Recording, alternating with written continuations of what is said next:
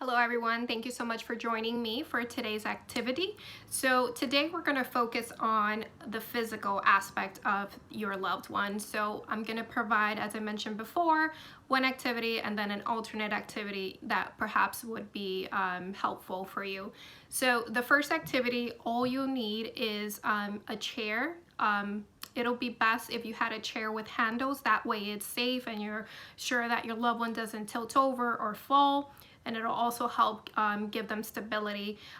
If you don't have a chair that has handles, then definitely you can do this with them sitting on the couch. Make sure that their back is against the couch and they're properly seated. Again, we don't want anyone to get injured, so safety first.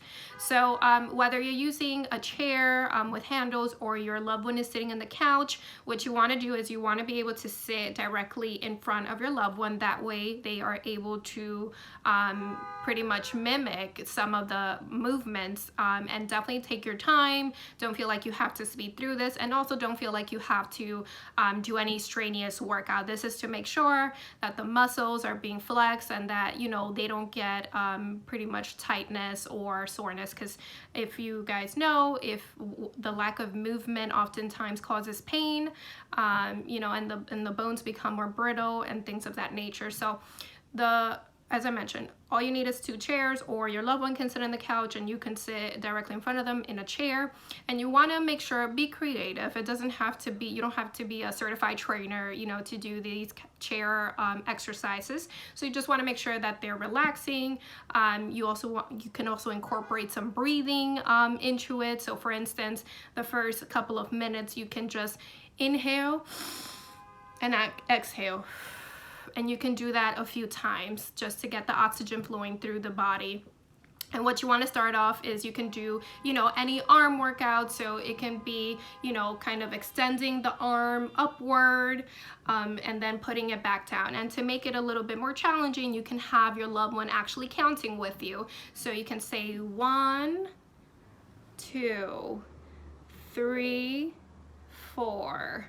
And then you can also, do some other stretches, which include, just extending the arm this way and just holding it for a few seconds, perhaps 10-15 seconds, or count to 10 or 15.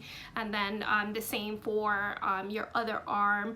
And depending on your loved one's mobility of their legs, you can also have them extended for a count of 10 or a count of 15. Again, that's just to make sure that they're stretching out their muscles. And it's okay if they're not able to extend it all the way. Whatever their limit is, you should definitely adhere to that. You also want to stretch out the back, so you want to make sure that if they're in a chair with handles, they hold on to the handles on the opposite side, let's say the right side, and then they turn. So while sitting down, they can turn, and this makes sure to give them a good stretch for their back as well as their hips. And they can do the same for the other side and just have them hold it for a count of 10 or 15. They can do also movements such as, punching. So it can be like, putting the fist up and go 1, 2, 3, 4. And you can truly also alternate. So you can punch upwards, you can punch to the side, and then you can continue punching to the center. And you can have them also moving their legs, so pretty much like tapping in place. So it's almost like they're running, but they're pretty much still in their chair. So just kind of balancing out their legs, and just again, all you have to do is for a count of 10 or 15. So to make it more fun and make it more, vibrant, definitely feel free to include music in it. That way, it's more upbeat and they're more motivated, and just have a good time. It doesn't have to be anything serious. The point is to enjoy it, get those muscles stretched, and that way that can become part of your routine, your weekly routine, hopefully.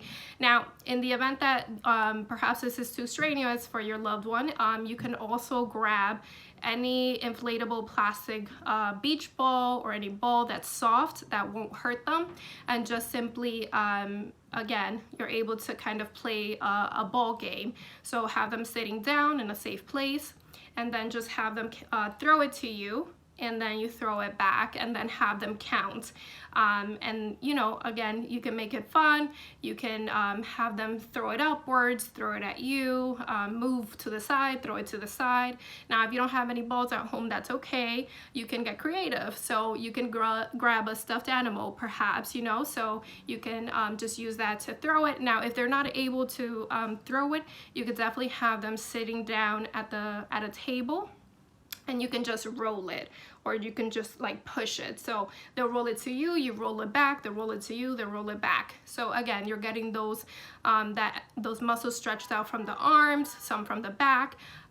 So yes, so I hope you guys enjoyed this video, and I hope it is helpful. See you next time.